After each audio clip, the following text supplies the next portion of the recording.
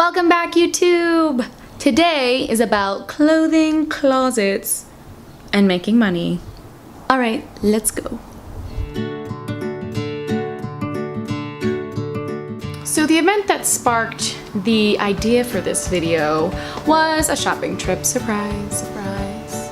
So I popped into Nordstrom a couple days ago for the anniversary sale, and for those of you who aren't familiar, every year Nordstrom has this sale and it previews their fall line. So, of course, with this resurgence of sweater purchases, I decided that I was going to need some more room in my closet again.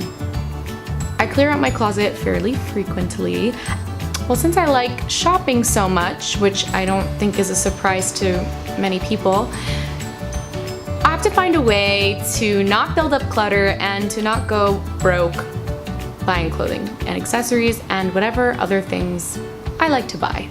So one of the ways I figured out how to solve both of those problems was to make some return on the clothing that I wasn't using anymore or that I was ready to get rid of. After talking to a few friends, I realized that not everybody is super well versed on how to do this in an efficient way, so I thought I would make this video to help you figure out a way to make some cash on your belongings, or at least lighten the load in your wardrobe. Here is my 3-step process for making some money while cleaning out my wardrobe.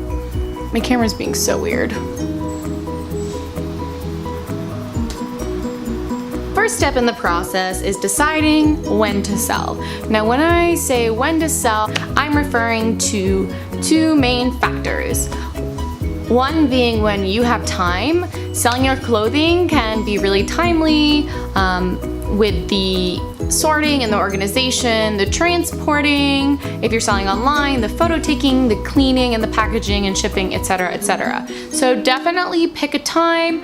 I would say a day or two, maybe a weekend, a couple evenings, where you're gonna dedicate some hours to getting this done. There's nothing worse than wanting to have less clutter and then having bags or piles of clothes sitting around in your home or car for weeks or maybe even months in my case. It's happened. Once you decide that you have time, you should probably consider the seasons. Buyers are likely to be interested in your clothing if it is appropriate for this season, and this means the season that is currently happening and the season that we're moving into. We're going into early August. This is a great time to sell summer clothing and to start selling light jackets and sweaters for the fall, because not only are stores going to take those products, but people online are likely to buy them.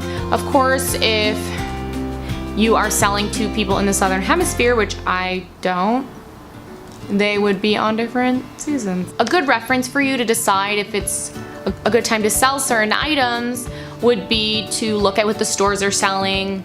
That's a pretty good reflection of what in your closet is going to sell at the moment. But if you have stores from other seasons, you could always go through those items. The second step in my process is actually organizing and sorting your clothing as you prepare to sell. So my suggestion to you is to go through your closet and choose all the items that you are looking to sell and to put them in one big pile on your bed. If you've done that, you're going to create 3 separate piles, one for selling, one for donating, and one for tossing. Now, how are you going to decide how to categorize these items? Well, if it is essentially a rag, very torn, has sweat marks, you need to toss it. Okay, no one's gonna buy that. If it is grossly out of style, or there's a snag in a sweater or something pretty mild or reparable, I typically send those items to my mother. The rest of it is fair game for selling. I have the most luck making money off items that I myself would still wear, but that I have decided need to go for now in favor of new items. Once you've put all those clothing in their boxes and you've dropped off those donations and tossed your throwaway pile into the dumpster, it's time to sell. There are 3 routes I go to make money on those items I think will sell. The first route would be to sell online. I have previously used eBay or Poshmark. Definitely stay tuned for a more detailed video on online selling, but for the purposes of this video, I'm just briefly going to tell you, on eBay you can price your items to be auctioned off, or there can be buy it now option where people can buy your clothing at a price that you set. Revenue from these sales typically goes to the account on said website, and you can transfer this to your bank or use the credits back. I prefer Poshmark for my online selling platforms, but there are others like ThredUp and Mercari, which I will reference links to below. The pros for online selling include more control over the pricing of your items, bigger cash earning, and once your online closet has some momentum, a fairly quick turnaround. Cons would be that this is probably the most time-consuming way to sell clothes, between taking photos, cleaning and ironing those clothes, packaging them, shipping them, and waiting for confirmation of the funds. It can be a bit time-consuming, and your clothing may sit around in your home for a while before it sells. Your second option is to bring your used clothing to a store like Buffalo Exchange or Plato's Closet. The stylist there will go through your items, choose what they think will sell at the moment, and price them immediately. You can get cash or store credit, and if you get store credit, you generally will make more off your clothing. The caveat being that you have to spend that in the store.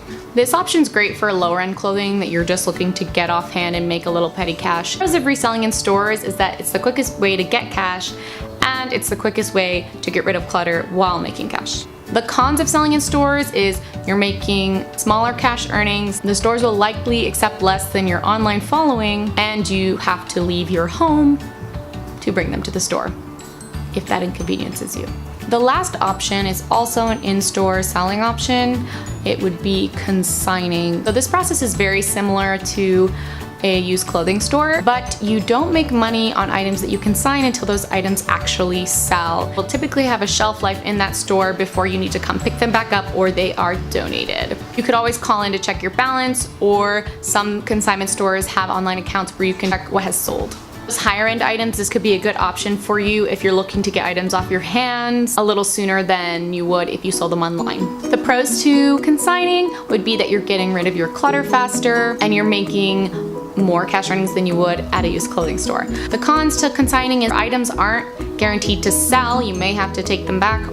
And even if they do sell, that could take a while, which means you're not getting cash for a bit as well. So I hope this was a helpful introduction to making cash off your closet as you clear out for next season. Look for my more detailed introductory video on selling on Poshmark, including information on pricing, packaging, shipping, and advertising. Happy selling, friends! If you're looking for a written version of this advice, check out my blog at www.solasystem.com. As always, please like and subscribe below. Catch you later.